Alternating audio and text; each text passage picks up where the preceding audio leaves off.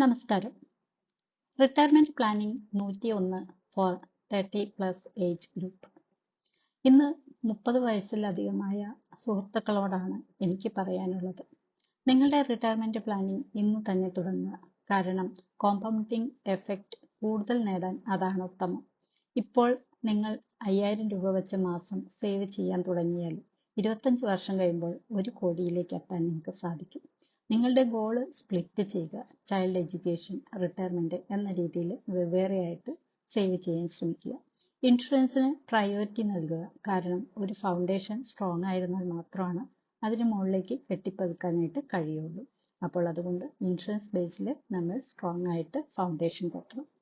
Delay വരുത്തുക എന്നാൽ dangerous situation നമ്മൾ തന്നെ ഉണ്ടാക്കുക എന്നാണ്.